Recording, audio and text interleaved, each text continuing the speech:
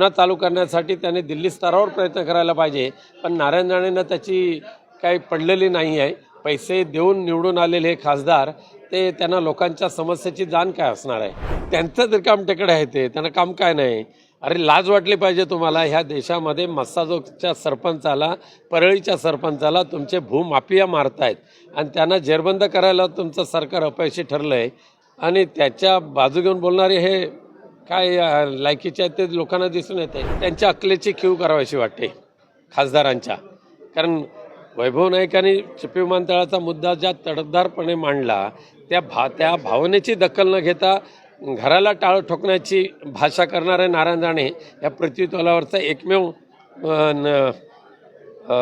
नाकामयाब ठरलेला खासदार म्हटलं पाहिजे। एक बैठक यापूर्वीसुद्धा झालेली आहे। माझ्या उपस्थितीत होणारी ही पहिलीच बैठक आहे। साहजिकच आहे, जिल्ह्यातील शिवसेना संघटनेचं काम अधिक गतीने करणं, चांगल्या पद्धतीने करणं आणि जे इतर पदाधिकारी आहेत त्यांच्या काही सूचना असतील ते ऐकून घेणं आणि पक्ष बळकट करणं ह्या उद्देश तर आहेत। येणाऱ्या जिल्हा परिषदा, पंचायत समितीच्या निवडणुका ह्यालासुद्धा सामोरं जात असताना कार्यकर्त्यांना तेवढ्या ताकदीने उभं करण्याची आवश्यकता आहे। ते सुद्धा पाठबळ देण्याचं काम आजच्या कार्यकारिणीच्या बैठकीमध्ये होईल। याबाबतचा निर्णय पक्षप्रमुख माननीय उद्धवजी ठाकरे साहेब घेतील। परंतु मागच्या महिन्याभरामध्ये आम्ही महाराष्ट्रातल्या सगळ्या बहुतेक जिल्ह्यांच्या आणि मुंबईच्या पदाधिकाऱ्यांच्या बैठकांचं काम चालू आहे। या प्रत्येक बैठकीमध्ये सर्व पदाधिकाऱ्यांचं असं म्हणणं असतं आणि ते विनंती करतात पक्षप्रमुखांना कोणत्या यावेळेला ज्या निवडणुका येतील त्या स्वबळावर लढवा अशा पदाधिकाऱ्यांची विनंती असते। यावर जो निर्णय घ्यायचा असेल तर पक्षप्रमुख उद्धवजी ठाकरे निर्णय घेतील। शिवसेना कुठल्या पक्षामध्ये विलीन होणार कोणी बघू नये। नाही, त्या शिवसेनेची भाजप होऊ शकली नाही तर शिवसेनेची काँग्रेस काय होणार आहे? बघा, चिपी विमानतळाची चिपी ते मुंबई ही विमानसेवा 26 ऑक्टोबरपासून बंद झालेली आहे। अद्यापही नारायण राणेंना त्याची जाग आलेली नाही, हे सिंधुदुर्गचं दुर्दैव म्हटलं पाहिजे। खरं म्हणजे हा प्रश्न केंद्रीय हवाई वाहतूक मंत्र्यांना भेटून सोडवायला पाहिजे।